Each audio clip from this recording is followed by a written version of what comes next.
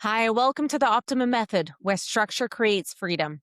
If you're here, you're likely motivated, you have a vision, you have ideas, you're building something meaningful, but somewhere along the way, growth started to feel heavier than it should. More clients, more revenue, more visibility, yet also more decisions, more interruptions, and more mental load. This podcast exists for that exact moment. Here, we don't chase hustle, we build infrastructure. Because real scale doesn't come from doing more, it actually comes from designing better systems. Inside the Optimum Method, we focus on three things: create, optimize, and operationalize. We create clarity where there's confusion. We optimize what's inefficient, and we operationalize what allows your business to run without constant dependence on you. Because when your operations are structured, your time becomes protected. And when your roles are defined, your energy becomes focused. When your decisions are documented, your mind becomes clear. Structure isn't restrictive, it's stabilizing. And stability is what gives you freedom to grow, to lead, and to actually enjoy the life you're building this business for. I'm so glad you're here. Now let's build something that works with you and not just because of you. Have you ever had a week where revenue was good, visibility was up, engagement was strong, but internally everything felt fragile? Like one team member quit, or you got sick, or a client dispute escalated. Would everything wobble? That feeling is not burnout, it's structural instability. Most founders assume overwhelm means they need better marketing, more leads, better ads, and even more automation. But often, what they actually need is operational clarity. You don't feel stressed because you're growing. You feel stressed because growth is sitting on top of undocumented processes, and undocumented processes create invisible pressure. Let's talk about founder memory versus the documented infrastructure. You know how your onboarding works because you have done it so many times. You know which Stripe setting to click because you've had to do it over and over again. You know where the brand assets are because you built it. And you know what to say when a client is late on a payment because you want to make sure you capture that revenue. But imagine this scenario. You're unavailable for 2 weeks. You're going on a well-deserved vacation with your family. So ask yourself, could someone onboard a new client, deliver the services to your expectations, invoice properly, handle an escalation, run payroll, publish content, track KPIs without texting you? If not, your business is running on personality, not infrastructure. You will need to be able to walk away and let the business run for itself. That's where the Master SOP changes everything. This is where your business foundation starts. The foundation is the core to your business. With no foundation, it is just going to crumble and have cracks. So let's think about this. Think about it this way. If it turns how does Saskia do it into how the business does it, that shifts the maturity. That's exactly what we want and what we need to be successful. The Master SOP is not fluff. I know I keep talking about it over and over and over again, but it's the foundation. It's structured clarity across different pillars. So now let's focus on the main three. Let me give you some practical examples that hits home. Business overview is a strategic clarity that drives structure. That's the first one. This isn't just a mission statement you wrote when you launched. This is operational direction. It answers, who do we serve specifically? What do we sell? What do we not sell? And what does our 3-year vision require structurally? For example, if your 3-year goal is $2 million in revenue, a team of 10, 3 signature offers, and reduced founder involvement, then your structure today cannot look like one virtual assistant, no department leads, no decision thresholds, no documented processes, and no KPI dashboards. That's just misalignment. Your structure must support your future, not your current comfort zone. If you say, I want to scale, but your delivery process isn't documented, your sale process isn't mapped, your onboarding isn't repeatable, your tasks aren't documented, you're hoping for scale, not preparing for it.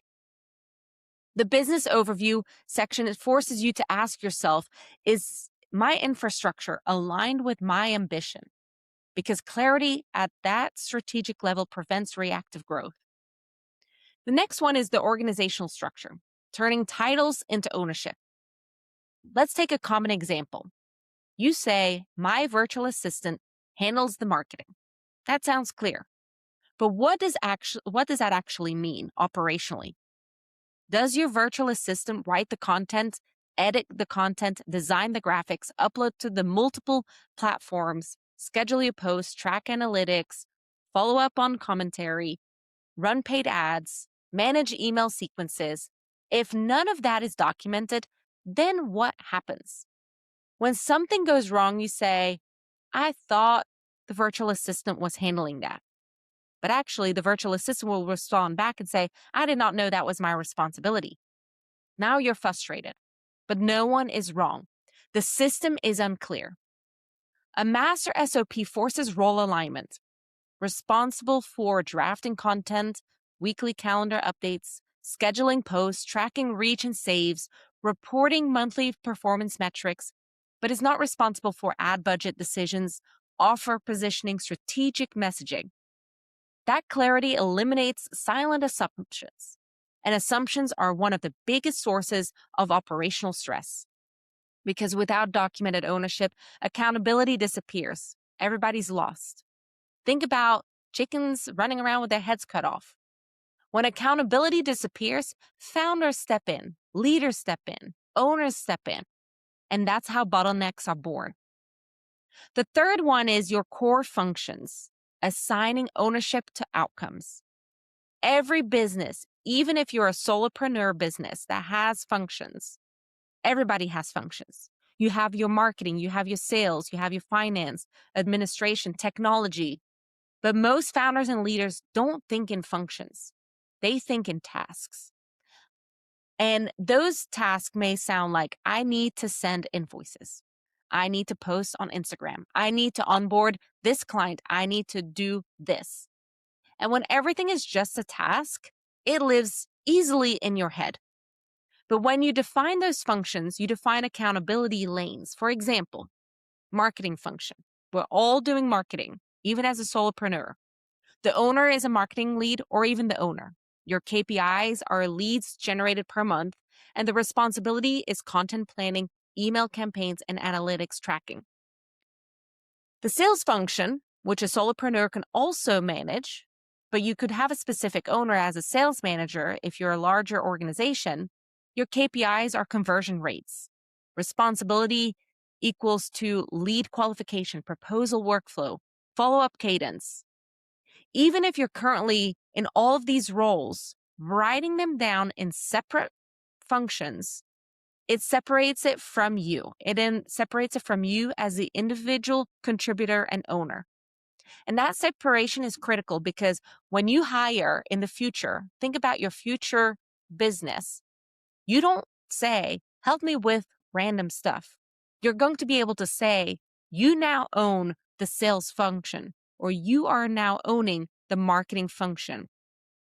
That clarity accelerates onboarding. It reduces overlap, it prevents resentment, and you have structure, you have organization, and you're actually able to focus on the business. Because when everyone kind of does everything, decisions stall, tasks duplicate, accountability burns out, high performers get frustrated. You as a solopreneur, you as the owner, you will get exhausted. You will run out of fumes. And resentment builds quietly in unclear systems. Structure protects culture. So the deeper truth is really that the Master SOP isn't about documentation for documentation's sake. I'm not just saying that just to say it. It's about reducing vagueness, reducing emotional friction, reducing founder or owner dependency, reducing repeated conversations, even for yourself. Clarity removes attention, and attention is what makes growth feel heavy. When a business overview aligns with the structure and when your organizational roles are explicit, when core functions have defined owners, growth feels controlled, not chaotic. You, even as a single owner or as a solo entrepreneur, you're able to just go to that document and remember what you wrote down and build on that. So you're creating, you're optimizing, and in the end, you're operationalizing those functions within your business. And that's the difference between hustle-based scaling and infrastructure-based scaling. Now, here's where things get a little uncomfortable: the audit, the reality check. When founders and owners score themselves, they usually say, "We have that kind of," because it's all in your head. It's kind of documented. It's kind of defined. It's kind of structured, but kind of doesn't scale. Here's what I see repeatedly. Marketing is documented. It's easy. It's repeatable. We all know we have to do it. But then sales handoffs are undefined. Financial thresholds are unclear. Decisions escalations are reactive. And governance is non-existent. Here's another example. A client wants to change scope mid-project. We all know that happens. So who approves it? Is there a change order template? Does it require financial sign-off? Is the team trained to escalate? If not, you've got the bottleneck. The audit exposes friction before it explodes. So let's slow this down, because for most people, you don't realize that you have leaks within your business. The founders, the owners, business leader, they feel tired, they feel stretched, everything feels reactive, and they feel like they're always catching up. And that exhaustion usually traces back to operational leaks. So now let's walk through a few of them. The first one, as an example, is your undefined roles. Let's say you hire a project manager and you tell yourself, finally, I don't have to manage client communication anymore. But 2 weeks later, you're still answering emails, you're still jumping into Slack threads, you're still clarifying deliverables, and you're still reviewing timelines. Why? Because authority wasn't documented. The project manager may have a responsibility, but do they have decision authority? Can they approve timeline shifts? Can they handle minor scope adjustments, escalate billing concern, push back on unrealistic client requests? If that's not documented, they hesitate, and that hesitation pulls you right back in. Undefined roles create shadow leadership. And where you think you've delegated, but you've actually released control, you actually haven't done it. That creates friction for you and insecurity for them, and clarity eliminates that. Another example is my Master SOP. If there is none, it's a painful one. A team member leaves unexpectedly, and suddenly you realize, well, that person is who knew how to upload course modules, how to build webinar funnels, how to process affiliated payouts, and to reconcile Stripe with QuickBooks. That knowledge lived in that person's head, and it wasn't documented. Now you're scrambling, rebuilding a process, reverse engineering workflows, texting the person with quick questions, and that's not fair to them. And that's not a people problem. That's a structural failure. A Master SOP ensures that no single person, including you, is the only source of operational knowledge. Documentation is business insurance. Without it, growth becomes fragile. Now, there are multiple examples that become reactive versus proactive. It is time to take action. It is time to take action and look into that gap that you have in your business. Look at the bigger picture.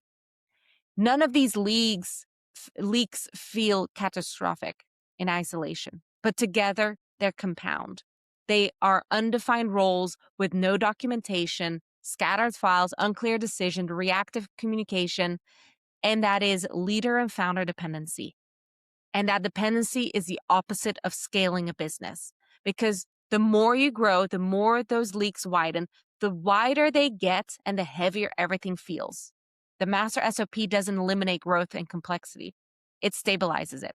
And that stabilization is what allows you to grow without constant firefighting. So take it slow. Take that moment to document your processes because the structure needs to be there before you automate. Because everyone wants automation. Everyone wants to be able to work on what they desire and what they want. But here's what happens without that structure. You automate a broken onboarding process. Now, instead of manually sending the wrong email, your system is actually sending the wrong email automatically every single time. And that automation amplifies whatever exists. So if your structure is unclear and it's broken, AI that we're all living in today scales confusion. If your structure is clear, AI scales efficiency. The order matters. Define the ownership. Document the workflow. Create those decision thresholds. Establish the governance and then automate. That is intelligent scaling. So let me describe what this feels like on the other side. You're taking a week off, nothing collapses. Great. You're actually able to take time off and clear your mind and be with your friends and family. Your team makes decisions without panic. They have the authority that you've put in place. Meetings focus on performance, not clarification. Revenue grows and stress doesn't. Documentation lives in one structured system. KPIs are reviewed monthly without scrambling. That is what I call calm growth. Not hustle, not personality growth, not adrenaline growth, calm, structured, scalable growth. Doesn't that feel great? That is what the Master SOP creates, and that is what builds your foundation. And that is what I keep talking about over and over again, because without it, you'll fail. Because what is visible can be optimized. What is optimized can be operationalized. And it's a cycle that is repeatable. And you can grow and build your team and build your business to what you have visioned from day one. And now what is operationalized can scale without the chaos. Now, walk away from this podcast, take a look at your business, take a step back, look at it. And I cannot wait to see you grow. I cannot wait to see your business evolve. I cannot wait to hear how you're able to apply these simple steps into your business. Now, I'll see you next time.